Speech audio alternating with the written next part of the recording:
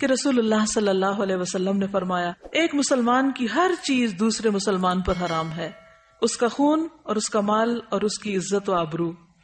ایک اور جگہ پر آتا ہے کہ نبی صلی اللہ علیہ وسلم نے منا میں صحابہ سے مخاطب ہو کے فرمایا تم جانتے ہو یہ کون سا دن ہے؟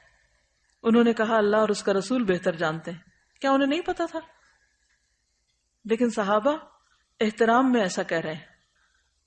تو آپ نے فرمایا یقیناً یہ حرمت والا دن ہے۔ پھر آپ صلی اللہ علیہ وسلم نے پوچھا کیا تم جانتے ہو یہ کون سا مہینہ ہے؟ انہوں نے کہا اللہ اور اس کا رسول بہتر جانتے ہیں۔ تو آپ نے فرمایا یہ حرمت والا مہینہ ہے۔ پھر آپ نے پوچھا تم جانتے ہو یہ کون سا شہر ہے؟ انہوں نے کہا اللہ اور اس کا رسول بہتر جانتے ہیں۔ تو آپ نے فرمایا یہ حرمت والا شہر ہے۔ پھر فرمایا بے شک اللہ نے تمہارے خون، تمہارے مال، تمہاری عزتیں آپس میں تمہارے لیے اسی طرح حرام کی ہیں جس طرح تمہارے اس دن، تمہارے اس مہینے اور تمہارے اس شہر کی حرمت ہے۔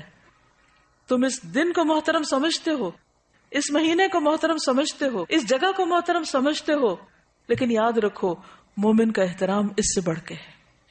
ان احادیث کی روشنی میں اور آپ اپنے دلوں کا جائزہ لیں، کیا واقعی ہم احترام کے اس معیار پر پورے اترتے؟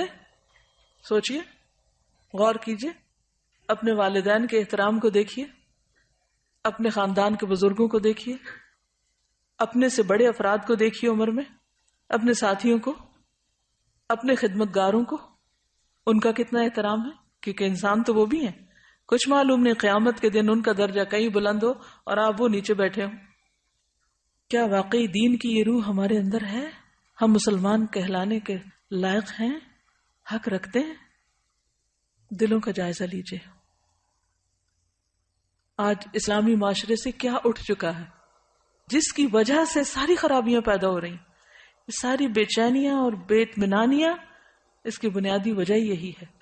صرف آج سے اگر آپ یہ عہد کر لیں کہ کوئی بڑا ہو یا چھوٹا مجھے اس کے ساتھ عزت اور احترام سے بات کرنی ہے، تو آپ دیکھیے کہ پوری فضا ہی تبدیل ہو جائے گی۔ اور کیوں کرنا ہے؟ کیا کسی سے انعام کی خاطر؟ کسی سے کچھ حاصل کرنے کے لیے؟ نہیں۔ کیوں کریں گے ہم احترام کسی کا؟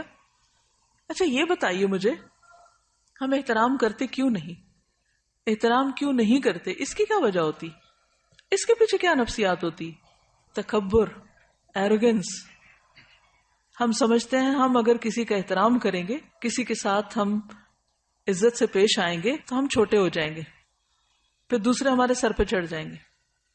حالانکہ بہت سے اختلافات ہم احترام کی حد کے اندر رہتے ہوئے بھی حل کر سکتے ہیں۔ ضروری تو نہیں کہ کسی بھی کام کو بدتمیزی اور بد اخلاقی سے ہی کیا جائے۔ ہم امن سے، احترام سے، سکون سے، خوشی سے بہت سے معاملات کو حل کر سکتے ہیں، لیکن ہم ایسا کیوں نہیں کرتے؟ کیونکہ وہ اندر کی اصلاح نہیں ہوئی۔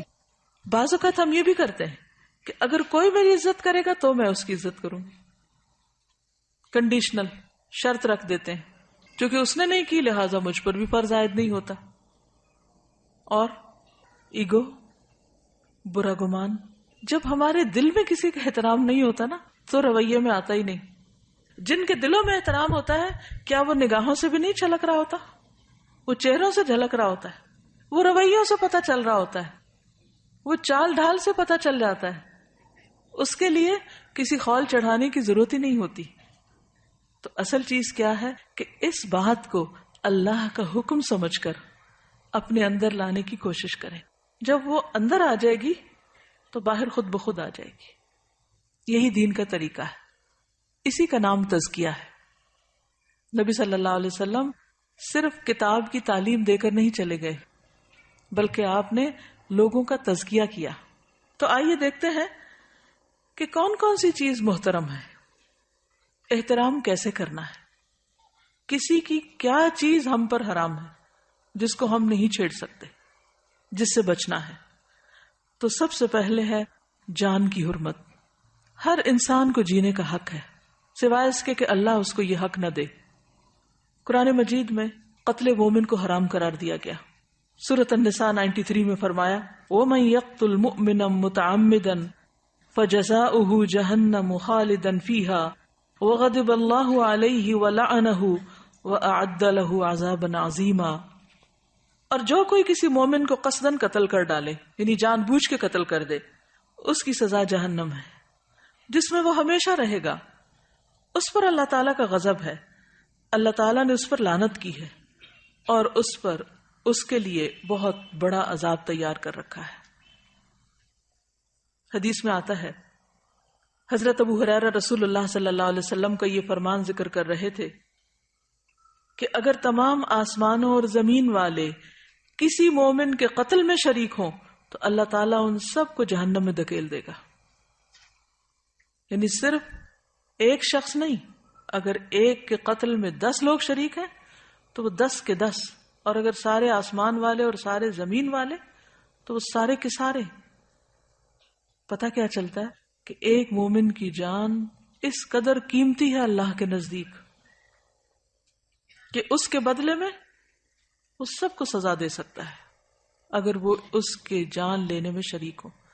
آج آپ دیکھیے کہ ہمارے معاشرے میں کتنی چھوٹی چھوٹی باتوں پر قتل ہو جاتے ہیں، مثلا جائیداد، خاندانی دشمنیاں، چھوٹی سی بات سے غصے میں فلیئر اپ ہو جانا، اور شک کی بنیاد پر کھیل میں ہار جیت پر قتل ہو رہا ہے، غیرت کے نام پر، بعض اوقات صرف شک کی بنیاد پر، گمان کی بنیاد پر، تعصبات کی بنیاد پر، مذہبی بنیادوں پر، حسد کی وجہ سے.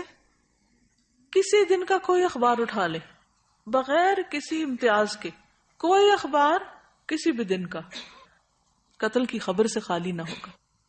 اور وہ بتا رہی ہے کہ میاں بیوی میں جھگڑا ہوا، بیوی نے 6 ماہ کی بچی کو چھت سے اٹھا کے پھینک دیا. ان گنت کہانیاں ہیں قتل کی، حالانکہ اللہ کے نزدیک اتنا بڑا جرم، اور پھر خصوصاً بے گناہ کا قتل.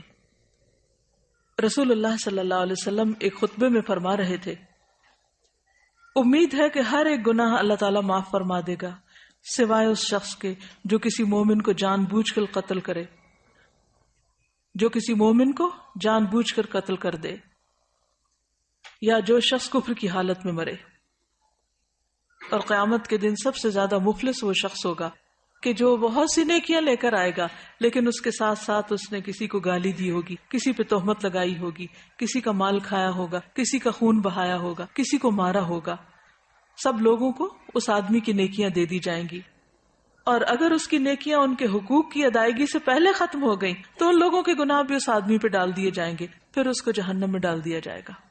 وہ صرف اپنے گناہوں کی سزا نہیں بھگتے گا بلکہ اس کے ساتھ ساتھ باقی سب کے گناہوں کی سزا بھی بھگتے گا جن پر اس نے دنیا میں ظلم کیا تھا.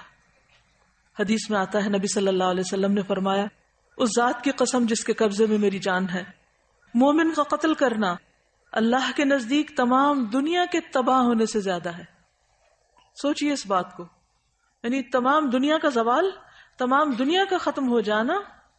اللہ نے دنیا میں کیا کچھ بنایا ہوا، سمندر ہے، پہاڑ ہیں، دریا، درخت، طرح طرح کے پھل، بے شمار نعمتیں، آپ گن نہیں سکتے دنیا میں جو کچھ ہے. لیکن اللہ نے یہ سب کچھ کس کے لیے بنایا؟ انسان کے لیے بنایا. اور اگر انسان کو کوئی ختم کر دے تو باقی چیزوں کی کیا ویلیو ہے؟ کچھ بھی تو نہیں. لہذا پوری دنیا کا زوال ایک طرف اور مومن کا قتل ایک طرف، اتنا سنگین اور بڑا جرم. قتل کرنا تو جرم ہے ہی، مسلمان بھائی پر اسلحہ لہرانا بھی منع ہے. حدیث میں آتا ہے رسول اللہ صلی اللہ علیہ وسلم نے فرمایا، جب مسلمان اپنے بھائی پر اسلحہ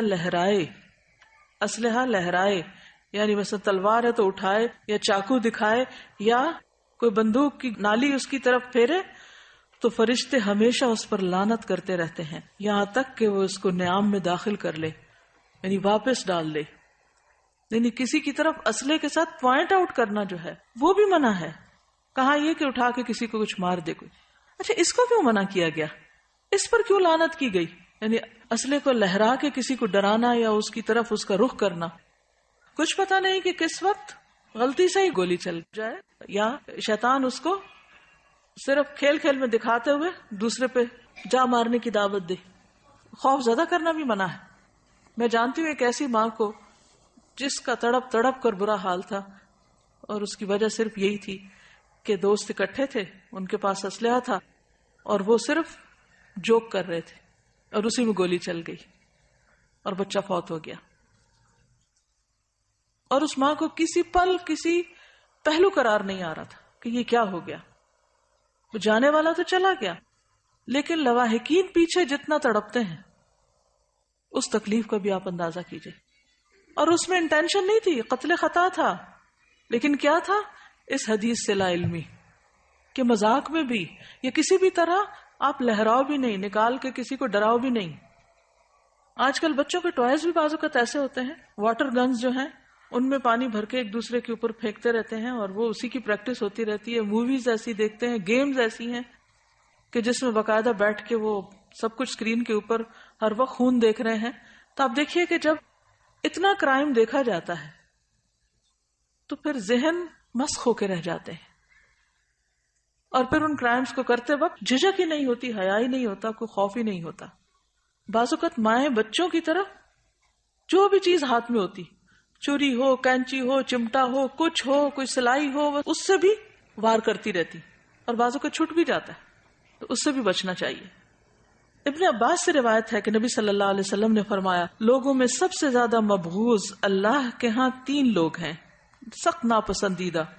نمبر 1 حرم میں ظلم کرنے والا، نمبر 2 اسلام میں جاہلیت کا طریقہ تلاش کرنے والا، اور نمبر 3 کسی شخص کا خون ناحق طلب کرنے والا، یعنی کسی شخص کے پیچھے پڑنے والا کہ وہ ملے تو اس کو مار ڈالے. ایسا شخص جو صرف تلاش ہی کر رہا ہو، بات کہتے ہیں ٹارگٹ کلنگ، یعنی کچھ لوگوں نے اس کو ایک مذاق بنایا ہوا ہے یا ایک کھیل بنایا ہوا ہے، یا کچھ لوگوں کو اپنے ٹارگٹ پہ رکھا ہوتا ہے کہ فلاں فلاں کو مار ڈالنا ہے، اور اس کے لیے وہ راستے تلاش کرتے رہتے ہیں. تو ایسا شخص بھی اللہ کا انتہائی ناپسندیدہ شخص ہے کہ جو کسی کو مارنے کے درپے ہو. بے جا خون جنت کے دروازے پر رکاوٹ بن جائے گا. جندب بن عبداللہ سے روایت ہے کہ رسول اللہ صلی اللہ علیہ وسلم نے فرمایا، اگر کسی میں یہ ہمت ہو کہ وہ اپنے اور جنت کے مابین مسلمان آدمی کے خون کی ایک لب بھی حائل نہ ہونے دے، جسے وہ مرغی کے ذبح کرنے کی طرح بے قیمت سمجھ کر بہا دے، تو وہ ایسا کرے، کیونکہ وہ جب بھی جنت کے کسی دروازے پر جائے گا تو اس خون کو اپنے اور جنت کے مابین بطور آڑ پائے گا. یعنی قتل تو قتل ہے، کسی کا خون بہانا، یعنی اس کو زخمی کر کے اس کا خون بہانا جو ہے، یہ بھی جنت اور اس کے بیچ میں رکاوٹ ڈال دے گا.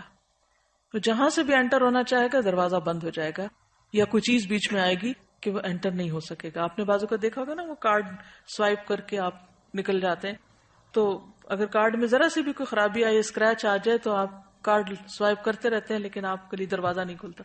آپ دوسری طرف سے انٹر ہونا چاہتے ہیں، تیسری اور ٹرین جا رہی ہوتی ہے اور آپ پریشان ہوتے ہیں کہ میں پیچھے رہ رہا ہوں. اس لیے کسی کے ساتھ کسی بھی قسم کی زیادتی حرام ہے. قتل حرام ہے، اسلحہ لہرانا باعث لعنت ہے، اور اسی طرح کسی کے قتل کے درپے ہونا اور اس چیز کو سوچنا یا کہنا، یہ بھی ناپسندیدہ ہے. آپ نے دیکھا ہوگا کہ بعض اوقات تکیہ کلام کے طور پر لوگ کہتے ہیں I'll kill you. سنا کبھی آپ نے؟ اس سے بھی بچیے، کیونکہ اگر آپ دن میں 10 دفعہ یہ کہہ رہے ہیں تو آپ کے اعمال نامے میں لکھا جا رہا ہے. اور بعض لفظ ہم جب بار بار بولتے ہیں تو کیا ہوتا ہے، لاشعور میں چلے جاتے ہیں، اور پھر بعض اوقات انسان اچانک ایسی کوئی غلطی کر بیٹھتا ہے کہ جس کا وہ سوچتا نہیں ہے، اس نے سوچا نہیں ہوتا، لیکن اسے وہ بھول چکا ہوتا ہے کہہ کہہ کے کہ میں یہ کہتا رہا ہوں. اب جتنی بار بھی اس نے ایسا کہا